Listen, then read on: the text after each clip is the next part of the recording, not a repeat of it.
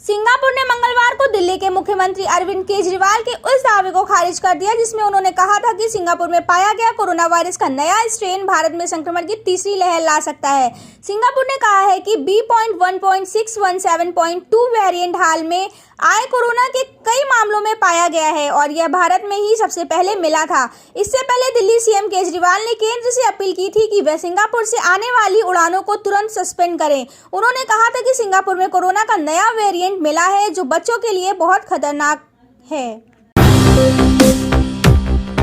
भारत में corona virus के नए मामले भले ही 3 लाख के बेंचमार्क से नीचे आ गए हों, मगर खतरा अब भी बरकरार है। देश में कोरोना के नए केसों में बीते कुछ दिनों से गिरावट देखी जा रही है, मगर मौत के आंकड़े टेंशन पैदा कर रहे हैं क्योंकि जब कोरोना पीक पर था तब भी मौत के मामले इतने नहीं आ रहे थे। मंगलवार को देश में एक दिन में कोरोना से 4,525 लोगों की मौतें हुई हैं, जो अब तक की सर्वाधिक संख्या है। जब देश में 6 मई को कोरोना के सबसे अधिक मामले 4,14,000 आए थे, उस दिन कोरोना से 3,920 लोग ही मरे थे।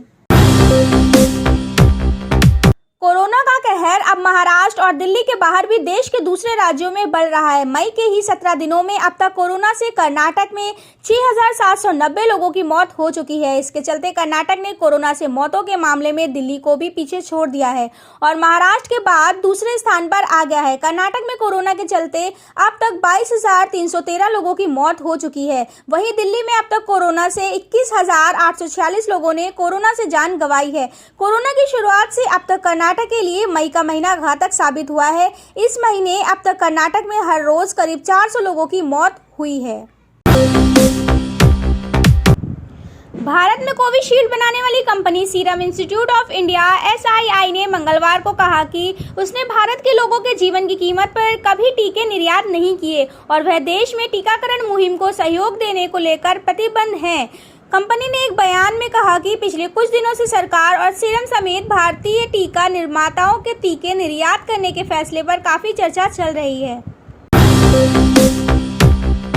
केंद्र सरकार ने मंगलवार को कहा कि कोरोना की दूसरी लहर में 2% आबादी प्रभावित हुई है, यानी 98% आबादी को अभी भी संक्रमण में आने का खतरा है। इसलिए लोगों को अभी सावधानियां बरतनी चाहिए। स्वास्थ्य मंत्रालय के संयुक्त सचिव लव अग्रवाल ने कहा कि अभी तक सामने आए संक्रमण की इतनी अधिक संख्या के बावजूद हम 2% से कम आबादी तक इसे सीमित रखने में सफल हुए हैं। पश्चिम बंगाल के गवर्नर जगदीप धनखड़ ने राजभवन की सुरक्षा में सेंध लगने का आरोप लगाया है। उनकी ओर से इस संबंध में कोलकाता के पुलिस कमिश्नर को पत्र लिखकर शिकायत की गई है। यही नहीं, गवर्नर ने कमिश्नर से इस संबंध में एक्शन को लेकर रिपोर्ट भी तलब की है। गवर्नर ऑफिस की ओर से जारी बयान में बताया गया है कि मंगलवार को राजभवन की सुरक्षा में 2 बार सेंध लगी थी। उसके नॉर्थ गेट से कुछ उपद्रवी तत्व घुस आए थे। इस संबंध में वीडियो क्लिप्स को कोलकाता के पुलिस कमिश्नर के साथ शेयर किया गया है। इन घटनाओं और पुलिस की ओर से लिए गए एक्शन के बारे में कमिश्नर से बुधवार शाम 5 बजे तक रिपोर्ट तलब की गई है। कलकत्ता हाईकोर्ट नारद सिंह टेप मामले में तृणमूल कांग्रेस के 2 मंत्रियों और एक विधायक और पार्टी के एक पूर्व नेता की याचिकाओं पर आज यानी बुधवार को सुनवाई करेगा, जिसमें उनकी गिरफ्तारी पर लगी रोक के आदेश को निरस्त करने संबंधी उच्च न्यायालय के आदेश पर पुनर्विचार का अनुरोध किया गया है। CBI अदालत ने इन लोगों को जमानत दी थी, मगर उच्च न्यायालय ने जमानत आदेश पर रोक लगा दी थी। कोरोना वायरस के खिलाफ जंग में वैक्सीनेशन अब तक सबसे बड़ा हथियार है और कई जगहों पर टीकों की कमी की वजह से टीकाकरण अभियान में रुकावट देखी जा रही है। हालांकि इस बीच कई राज्यों में वैक्सीन की किल्लत को दूर करने के लिए केंद्रीय मंत्री नितिन गडकरी ने केंद्र सरकार को सुझाव देते हुए कहा कि देश में वैक्सीन बनाने के लिए दूसरी कंपनियों को भी लाइसेंस मिलने चाहिए ताकि उत्पादन बढ़ाया जा सके। हालांकि नितिन गडकरी के इस सुझाव को हथियार बनाकर कांग्रेस ने प्रधानमंत्री नरेंद्र मोदी पर तंज कसा है। नेता प्रतिपक्ष तेजस्वी यादव ने पटना में पोलो रोड स्थित अपने सरकारी आवास में कोविड केयर सेंटर तैयार कराया है। इस कोविड सेंटर में बेड, ऑक्सीजन, दवाओं सहित तमाम सुविधाओं की व्यवस्था निःशुल्क की गई है। तेजस्वी यादव ने एक चिट्ठी लिखकर राज्य सरकार से इसे टेक ओवर करने का अनुरोध किया है। अमेरिका ने चीन में आयोजित होने जा रहे विंटर ओलंपिक के बहिष्कार करने का मूड बना लिया है। चीन में अल्पसंख्यकों के मानवाधिकार के हनन को लेकर अमेरिकी प्रतिनिधि सभा अध्यक्ष नैन्सी पेलोसी ने मंगलवार को अमेरिकी राजनयिकों से चीन विंटर ओलंपिक 2022 का बहिष्कार करने का आह्वान किया। चीन विंटर ओलंपिक का उद्घाटन 4 फरवरी 2022 को होगा। टेस्ला और स्पेस एक्स के प्रमुख एलन मस्क के नाम पर जालसाजों ने 6 माह में लोगों से $20 लाख ठगे हैं। उन्होंने मस्क के वेंचर में निवेश की बात कहकर क्रिप्टो करेंसी के रूप में राशि हड़पी है। हाल ही में अमेरिका के संघीय व्यापार आयोग FTC ने एक रिपोर्ट जारी कर बढ़ते क्रिप्टो करेंसी घोटाले से पर्दा हटाया है। नेपाल के पोखरा में भूकंप के तेज झटके महसूस किए गए हैं। रिएक्टर पैमाने पर इसकी तीव्रता 5.8 मापी गई है। फिलहाल जानमाल के नुकसान की कोई खबर नहीं है। इसके अलावा USGS के मुताबिक दक्षिणी पूर्व प्रशांत क्षेत्र में भी 6.7 तीव्रता के भूकंप के झटके आए। प्रधानमंत्री KP शर्मा ओली के नेतृत्व वाले नेपाल के सत्तारूढ़ दल CPN-UML ने अल्पमत वाली सरकार के लिए खतरा बन रहे पार्टी के अंदरूनी मतभेदों को दूर करने की कोशिशें तेज कर दी हैं।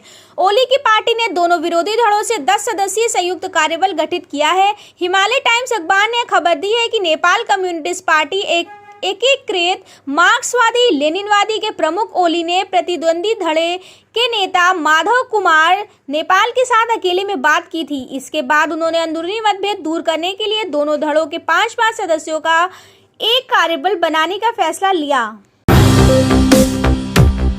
अमेरिकी राष्ट्रपति जो बाइडेन और उपराष्ट्रपति कमला हैरिस ने अपने आयकर रिटर्न जारी कर दिए हैं। इनके मुताबिक 2020 में कमला हैरिस की आय $10 लाख से अधिक थी, जो कि उनकी 1 वर्ष पहले की आय $6,07,336 की तुलना में अधिक है। दूसरी ओर उपराष्ट्रपति कमला हैरिस और उनके पति डग एमहॉफ की संघीय शकल आय $16,95,225 है। व्हाइट हाउस के मुताबिक राष्ट्रपति और प्रथम महिला ने अपनी कुल आय का 5.1% यानी $30,704 10 पर माह संगठनों को दिए। इनमें से सर्वाधिक $10,000 बच्चों की शोषण से रक्षा के लिए काम करने वाले बियो बाइडेन फाउंडेशन को दिए गए। अमेरिका में वैक्सीन बनाने वाली कंपनी नोवावैक्स ने एक बयान जारी कर कहा कि वो साल की दूसरी छमाही तक दुनिया में कोरोना वायरस से बुरी तरह से प्रभावित देशों तक वैक्सीन पहुंचाने के अपने टारगेट का हासिल कर लेगा। बता दें कि नोवावैक्स के साथ मिलकर ही सीरम इंस्टीट्यूट ऑफ इंडिया अपनी वैक्सीन बना रहा है। अमेरिकी सीनेट उच्च सदन ने चीन के साथ तनावपूर्ण रिश्तों और प्रतिस्पर्धा के बीच चीनी मुकाबले के लिए एक विधेयक पेश किया है। इसके तहत अमेरिका अब उन्नत प्रौद्योगिकी अनुसंधान के लिए 5 वर्षों में $100 अरब का सरकारी धन आवंटित करेगा। साथ ही $10 अरब नए प्रौद्योगिकी केंद्र बनाने के लिए मुहैया कराएगा।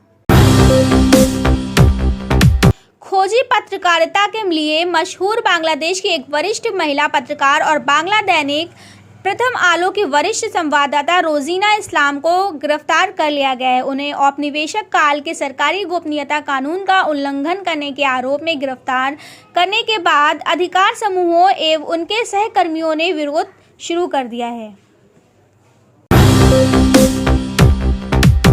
पाकिस्तान के सबसे बड़े शहर कराची में चक्रवात ताउते के प्रभाव की वजह से आंधी आई, जिसके कारण 4 लोगों की मौत हो गई। बचाव अधिकारियों ने पुष्टि की कराची में आंधी आने की वजह से छत ढहने की घटनाओं में 4 लोगों की मौत हुई है।